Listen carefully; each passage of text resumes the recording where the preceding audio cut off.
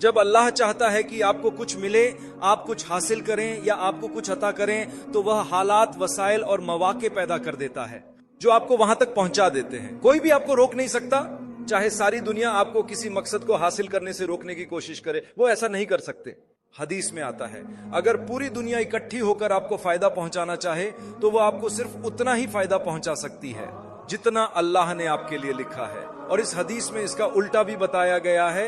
नबी करीम सल्लल्लाहु अलैहि वसल्लम हमें यह बता रहे हैं कि अगर पूरी उम्मत, पूरी कौम आपको नुकसान पहुंचाने के लिए इकट्ठी हो जाए तो वह आपको कोई नुकसान नहीं पहुंचा सकती जब तक अल्लाह ने उसे आपके खिलाफ न लिखा हो।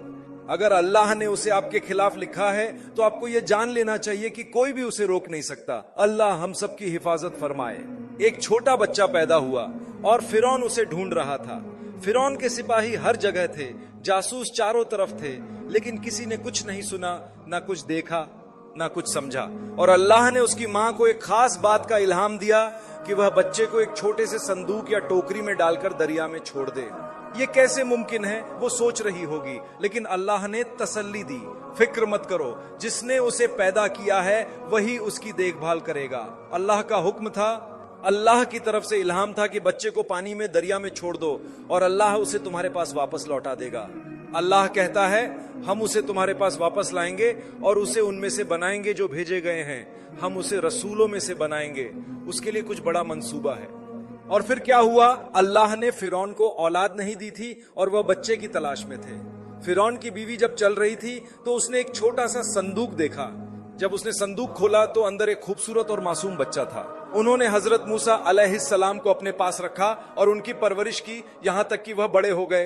हजरत मूसा किसी औरत का दूध नहीं पी रहे थे क्योंकि यह अल्लाह का मंसूबा था। वो बच्चे को दूध पिलाने की कोशिश में बहुत परेशान थे ताकि वह जिंदा रह सके। हैरतअंगेज तौर पर अल्लाह ने बच्चे को माँ के पास वापस पहुंचा दिया। एक छोटे बच्चे की सूरत में वह माँ के पास लाया गया। माँ उसका ख्याल रखती, उसे दूध पिलाती, कुछ वक्त उसके साथ गुजारती और फिर उसे वापस भेज देती। वो किसी और से दूध नहीं पीता था। यह अल्लाह की बड़ी निशानी थी। अल्लाह की ताकत को कभी कम न समझो।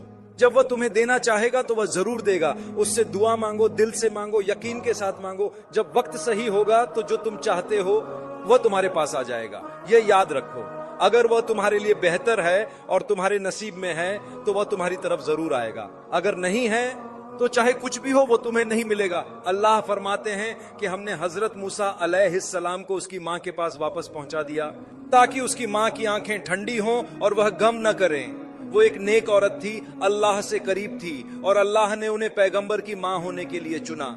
जरा सोचें कि उनमें कितनी अजीम खूबियां होंगी। मैं हमेशा बहनों और भाइयों को यह बात समझाने की कोशिश करता हूं कि अगर आप चाहते हैं कि आपका बच्चा दीन की खिदमत करने वाला बने तो पहले ये सोचें कि आप खुद कौन हैं। अगर मैं एक ऐसा शख्स हूं जो दुनियावी फैशन के पीछे भागता हूं, जैसे कि मेरी तवज्जो ऊंची एड़ियों, मेकअप और फैशन वाले लिबास पर है, तो क्या मैं वाकई इस काबिल हूं कि मेरा बच्चा दीन की खिदमत करे? भाइयों के लिए भी यही बात है कि अगर वह दीन को छोड़कर दुनियावी चीजों के पीछे दौड़ रहे हैं तो फिर यह कैसे मुमकिन होगा कि उनका बच्चा दीन के लिए कुछ कर पाए। आप हर रात क्लब में नाचते हैं, शराब पीते हैं और हर तरह की बुरी सरगर्मियों में शामिल होते हैं, औरतों के साथ वक्त गुजारते हैं, फिर आप दुआ करते हैं, हे अल्लाह मेरे बच्चे को शेख बना दे जो दीन फैलाए। मेरे भाइयों और बहनों, हम सबको अल्लाह की तरफ वापस लौटना है।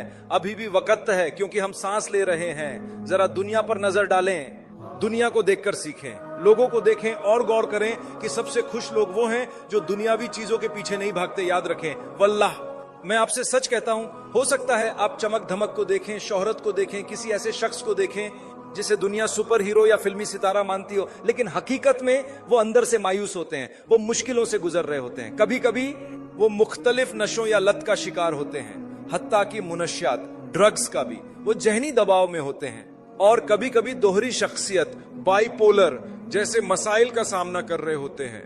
अगर आप पाबंदी से नमाज पढ़ते हैं तो आपका बच्चा चलने से पहले ही सजदे में होगा। क्या आप जानते हैं क्यों? क्या आपने उससे कोई बात की? नहीं। ये अल्लाह का पैगाम है कि देखो, अगर तुम खुद अच्छे हो तो इंशाअल्लाह अल्लाह की रहमत से तुम्हारे बच्चे की तरबियत भी अच्छी होगी। जब बच्चे एक खास उम्र तक पहुंच जाते हैं तो फिर उनका अमल उनके और अल्लाह के दरमियान होता है। एक खास वक्त तक आपने उनकी देखभाल की, लेकिन उसके बाद वे अपनी जिंदगी के फैसले खुद करते हैं। मैं सिर्फ एक मिसाल दे रहा हूं, अपने बारे में नहीं कह रहा।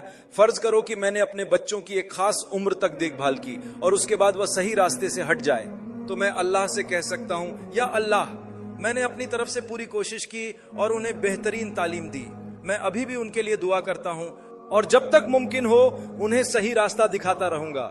लेकिन अब वह खुद मुख्तार हैं और अपने फैसले खुद कर रहे हैं। ये मामला तेरे और उनके दरमियान है। या अल्लाह, उन्हें सही हिदायत दे।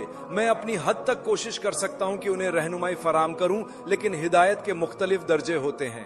एक तो यह है कि मैं उन्हें दिखा सकता हूं कि सही रास्ता कौन सा है, मगर तौफीक यानी दिल में हिदायत बैठाना सिर्फ अल्लाह की तरफ से आती है।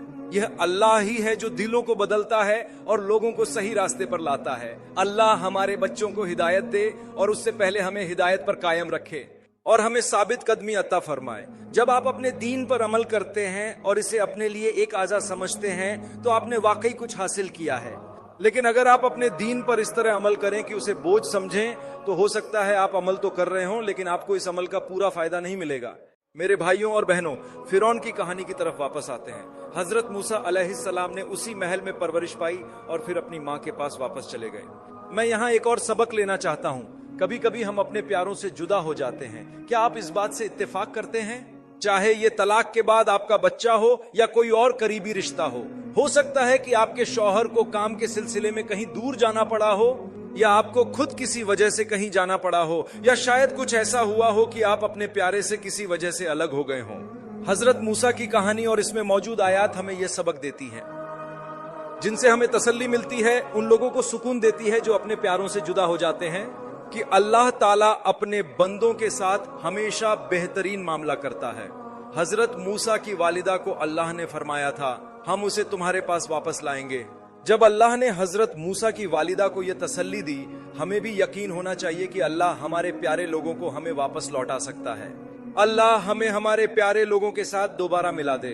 कुछ मौकों पर मौत की वजह से हम अपने प्यारे लोगों से जुदा हो जाते हैं, जैसे एक बच्चा, वालिद या भाई बहन या कोई और जिसे आप वाकई परवाह करते हैं और जिससे आप बहुत मोहब्बत करते हैं। फिक्र ना करो, अल्लाह ने फरमाया है कि वह आपको आपके प्यारे से आखिरत में मिलाएगा।